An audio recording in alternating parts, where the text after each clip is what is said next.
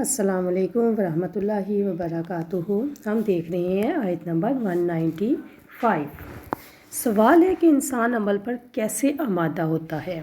کائنات پر غور و فکر کر کے اپنی بے بسی اور اللہ تعالیٰ کی عظمت کا احساس کر کے انسان عمل پر آمادہ ہوتا ہے۔ اللہ تعالیٰ کی طرف توجہ کر کے انسان عمل پر آمادہ ہوتا ہے۔ اللہ تعالیٰ سے گناہوں کی معافی مانگ کر انسان عمل پر آمادہ ہوتا ہے۔ اللہ تعالیٰ سے دعائیں کر کے مدد مانگ کر انسان عمل پر آمادہ ہوتا ہے۔ اللہ تعالیٰ کے خوف سے انسان عمل پر آمادہ ہوتا ہے۔ اللہ تعالیٰ سے امید باندھ کر انسان عمل پر آمادہ ہوتا ہے کہ اگر وہ اس راستے پر لایا ہے تو وہی اس کو چلائے گا۔ بعضکم من بعض، تم سب ایک دوسرے سے ہو، یعنی مرد ہو یا عورت، پیدائش کے اعتبار سے، اعمال کے اجر کے اعتبار سے کوئی فرق نہیں۔ اسلام جان و مال کی کون سی ذمہ داریاں انسان پر عائد کرتا ہے؟ نمبر 1 ہجرت، نمبر 2 اسلام کی خاطر ساری اذیتوں کو برداشت کرنا، نمبر 3 اسلام کی سربلندی کے لیے جہاد کرنا، نمبر 4 ضرورت پڑنے پر اسلام کی خاطر جان دے دینا۔ والذین ہاجروا واخرجوا من دیارہم، تو جن لوگوں نے ہجرت کی، ان لوگوں سے اس سے مراد مکے سے مدینہ آنے والے مہاجر ہیں۔ فی سبیلی، یعنی میرے دین، میری اطاعت اور میری عبادت کی راہ میں۔ واخرجوا من دیارہم، اور جو اپنے گھروں سے نکالے گئے۔ حضرت خباب بن ارد رضی اللہ عنہ کہتے ہیں کہ ہم نے صرف اللہ تعالیٰ کی رضا کے لیے رسول اکرم صلی اللہ علیہ وسلم کے ساتھ ہجرت کی۔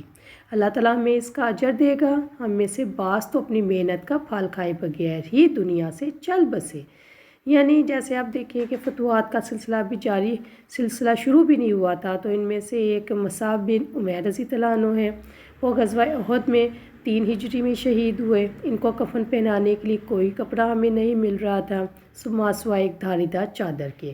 اس چادر سے جب ہم ان کا سر ڈھانپتے تو ان کے پاؤں ننگے ہو جاتے تھے، یعنی بہت دراز قد تھے، اور جب ان کے پاؤں پر ڈالتے تو ان کا سر کھلا رہتا۔ رسول اکرم صلی اللہ علیہ وسلم نے ہمیں ان کے سر کو ڈھانپنے کا حکم دیا اور پاؤں پر خوشبودار گھاس ڈالنے کا حکم دیا۔ وَأُوذُوا فِي سَبِيلِي، اور میری راہ میں تکلیف دیے گئے۔ سبیل سے مراد دین حق ہے، یعنی اس سے مراد کہ جو اذیت ان کو مشرکوں سے اللہ تعالیٰ پر ایمان لانے کے سبب ملی اور انہوں نے اس کے مطابق عمل کیا جو اللہ نے اپنے بندوں کے لیے شریعت بھیجی۔ رسول اکرم صلی اللہ علیہ وسلم نے فرمایا، میں اللہ تعالیٰ کی راہ میں ڈرایا اور ستایا گیا ہوں، میری طرح نہ کسی کو ڈرایا گیا اور نہ ستایا گیا۔ مجھ پر مسلسل 3 دن ایسے بھی گزرے کہ اس عرصے میں میرے اور بلال کے لیے ایسی خوراک نہ تھی جسے کوئی جاندار کھا سکے، سوائے اس تھوڑی سی چیز کے جو بلال نے اپنے بغل میں چھپا رکھی تھی۔ وَقَاتَلُوا وَقُوتِلُوا، اور انہوں نے جنگ کی اور قتل کر دی گئے۔ نبی اکرم صلی اللہ علیہ وسلم نے فرمایا، جس مسلمان آدمی نے اللہ کی راہ میں اتنی دیر قتل کیا جتنی دیر اونٹنی کا دودھ ہونے میں لگتی ہے، اس پر جنت واجب ہو گئی۔ لَأُكَفِّرَنَّ عَنْهُمْ سَيِّئَاتِهِمْ، تو یقیناً میں ضرور ان سے ان کی برائیاں دور کر دوں گا جو اسلام کی عائد کردہ جان و مال کی ذمہ داریاں ادا کرتے ہیں۔ وَلَأُدْخِلَنَّهُمْ جَنَّاتٍ تَجْرِی مِن تَحْتِہَا الْأَنْہَارُ، اور ضرور ان کو باغات میں داخل کروں گا جن کے نیچے نہریں بہہ رہی ہیں۔ ثواب من عند اللہ، یہ اللہ تعالیٰ کے ہاں ان کا بدلہ ہے اور اللہ تعالیٰ ہی کے پاس بہترین بدلہ ہے۔ آیت نمبر 196۔ لا یغرنک تقلب الذین کفروا فی البلاد، جن لوگوں نے کفر کیا ان کا شہروں میں چلنا پھرنا آپ کو ہرگز دھوکے میں نہ ڈال دے۔ شہروں میں چلنے پھرنے سے کیا مراد ہے؟ شہروں میں چلنے پھرنے سے مراد تجارت کے لیے ایک شہر سے دوسرے شہر یا ایک ملک سے دوسرے ملک جانا ہے، اور تجارتی سفر وسائل کی فراوانی کے لیے ہوتے ہیں۔ تو یہاں پہ اس سے مراد ہے کہ کافروں کی دولت مندی اور سیاسی قوت ایمان والوں کو دھوکے میں نہ ڈال دیں۔ مسلمان جب بھی مشکل معاشی حالات، محرومیوں، اذیتوں، جلاوطنی، تکالیف اور خوفناک حالات میں ہوتے ہیں تو کافروں کے حالات مسلمانوں کو کھٹک سکتے ہیں، ان کے دل میں کسک پیدا ہو سکتی ہے، لیکن یاد رکھیں یہ دنیا کی زندگی کا تھوڑا سا سامان ہے۔ دنیا کا ساز و سامان جتنا دنیا کے لیے ضروری ہے اسی قدر مسلمان کو لینا چاہیے، اس ساز و سامان کو اپنے لیے فتنہ نہیں بنانا چاہیے۔ متاع قلیل ثم مأواہم جہنم وبئس المہاد، آیت نمبر 197۔ بہت ہی تھوڑا فائدہ ہے۔ متاع قلیل، اس سے کیا مراد ہے؟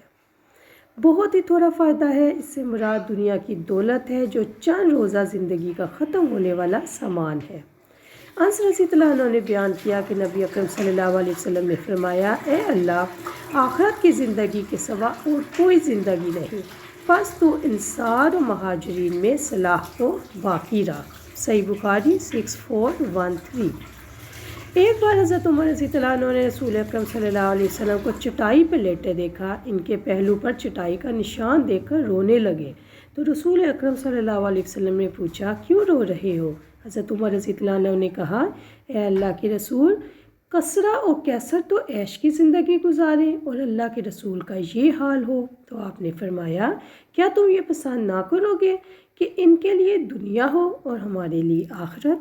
صحیح بخاری حدیث نمبر 5191۔ یہاں پہ ایک سوال یہ بھی پیدا ہوتا ہے کہ ہمارے لیے آخرت کے وعدے کیوں ہیں؟ پیاری بہنوں، دنیا فانی ہے، آخرت پائیدار ہے۔ اگر دنیا میں کچھ بھی نہیں ملتا تو اللہ کا وعدہ سچا ہے، کوئی باہر نہیں، آخرت میں ضرور اس کا اجر ملے گا انشاءاللہ تعالی۔ اللہ تعالیٰ نے اہل ایمان کو دنیا میں کھو جانے سے کیسے بچایا ہے؟ پیاری بہنوں، اللہ تعالیٰ نے اہل ایمان کو انجام پر نظریں رکھتے ہوئے توجہ دلائی ہے کہ ایمان سے محروم ہو کر جہنم کا عذاب ہے، استغفر اللہ، جس میں مالدار، کافر اور دنیا کے دھوکے میں مبتلا افراد داخل کیے جائیں گے۔ اور اللہ تعالیٰ نے سورۃ المومن آیت نمبر 4 میں بھی واضح فرمایا ہے، ترجمہ، اللہ تعالیٰ کی آیات میں نہیں جھگڑا کرتے مگر وہ لوگ جنہوں نے کفر کیا، تو ان کا شہروں میں چلنا پھرنا آپ کو دھوکے میں نہ ڈال دے۔ اللہ تعالیٰ نے ایمان والے متقیوں کو اپنی مہمان نوازی کی طرف توجہ دلائی ہے کہ جو کچھ اللہ تعالیٰ کے پاس ہے وہ بہت بہتر ہے۔ ثم مأواہم جہنم وبئس المہاد، اور ان کا ٹھکانہ جہنم ہوگا اور وہ بہت ہی برا بچھونا ہے، استغفر اللہ، استغفر اللہ۔ صحیح بخاری کی حدیث ہے 971۔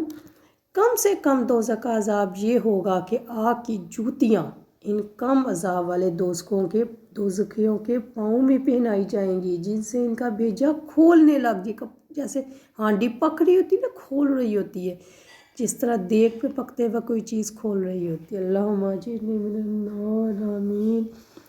آیت نمبر 198۔ لیکن الذین اتقوا ربہم، لیکن جو لوگ اپنے رب سے ڈر گئے، ان کے لیے ان کے رب کے پاس جنتیں ہیں۔ رب کا ڈر ہی انسانوں کو گناہوں سے، غلطیوں سے، غلط رویوں سے روکتا ہے۔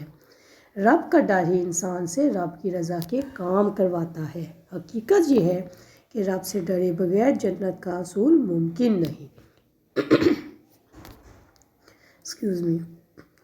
لہم جنات تجری من تحتہا الانہار، ان کے لیے باغات ہیں، کن کے لیے؟ متقی لوگوں کے لیے۔ لیکن الذین اتقوا، تقوی کی جزا کیا ہے؟ جنت۔ ابو ہریرہ رضی اللہ عنہ سے روایت ہے کہ رسول اکرم صلی اللہ علیہ وسلم نے فرمایا، اللہ تعالیٰ کا ارشاد ہے کہ میں نے اپنے صالح اور نیک بندوں کے لیے وہ چیزیں تیار کر رکھی ہیں جسے کسی آنکھ نے نہیں دیکھا، نہ کسی کان نے سنا، نہ کسی کے گمان و خیال میں وہ آئی ہیں۔ حضرت ابو ہریرہ رضی اللہ عنہ نے کہا، اگر چاہو تو اس آیت کو پڑھ لو۔ کسی کو نہیں معلوم جو سامان آنکھوں کی ٹھنڈک کا ان کے لیے جنت میں چھپا کر رکھا ہے۔ بخاری 4780۔ خالدین فیہا نزل من عند اللہ، اس میں ہمیشہ رہنے والے ہیں، یہ اللہ تعالیٰ کی جانب سے میزبانی ہے۔ اس سے کیا مراد ہے؟ اگر یہ مقدر کر لیا جائے کہ انہیں دنیا میں ہر قسم کی تکلیف، شدت و مشقت کا سامنا کرنا پڑے، تو یہ جنت میں ہمیشہ رہنے والی نعمتوں، قدورتوں سے سلامت زندگی، بے پایہ مسرت، خوشی اور تر و تازگی کے مقابلے میں کچھ بھی نہیں۔ اللہ اکبر۔ مومنوں کی جتنی بھی تکلیفیں دنیا میں ملتی ہیں، اگر ہم جب جنت میں دیکھیں گے جو نعمتیں ہیں، ان کے آگے تو یہ تکلیفیں کچھ بھی نہیں ہیں۔ مومنوں کی تو آخرت کی کامیابی کا ذکر یہاں پہ کیا گیا کہ وہ جنت میں ہمیشہ رہنے والے ہیں. یہ ہے مومنوں کی کامیابی، اور اللہ کی طرف سے میزبانی، ضیافت. نزل من عند اللہ، نزلہ اس کے معنی ثواب کے ہیں، یعنی اللہ تعالیٰ کی طرف سے اتارا گیا ثواب. وما عند اللہ خیر للابرار. ابرار کون لوگ ہیں؟ ابرار وہ لوگ ہیں جن کے دل پاک اور اطاعت گزار ہوں اور ان کی اقوال اور افعال بھی نیک ہوں. بخاری اور مسلم کی روایت ہے کہ ایک بار حضرت عمر رضی اللہ عنہ نے رسول اکرم صلی اللہ علیہ وسلم کو چٹائی پر لیٹے دیکھا تو ان کے پہلوؤں پر چٹائی کا نشان دیکھ کر رونے لگے. رسول اکرم صلی اللہ علیہ وسلم نے پوچھا کیوں رو رہے ہو؟ حضرت عمر رضی اللہ عنہ نے کہا اے اللہ کے رسول، کیسر و کثرت و عیش کی زندگی گزارے اور اللہ کے رسول کا یہ حال ہو. آپ نے فرمایا کیا تم پسند کرو گے کہ ان کے لیے دنیا ہو اور ہمارے لیے آخرت؟ اللہ اکبر. دنیا کے سامان اور اللہ تعالیٰ کے ہاں جو کچھ نیک لوگوں کے لیے ہے، اگر اس کا موازنہ کرنا چاہیں تو دل سے شک نکل جاتا ہے، یقین آ جاتا ہے کہ اللہ تعالیٰ کی عطا بہت بڑی ہے. اللہ اکبر. اللہ تعالیٰ ہمیں دین کی صحیح سمجھ عطا فرمائے. السلام علیکم ورحمۃ اللہ وبرکاتہ. سبحانک اللہم و بحمدک، اشہد ان لا الہ الا انت، استغفرک و اتوب الیک.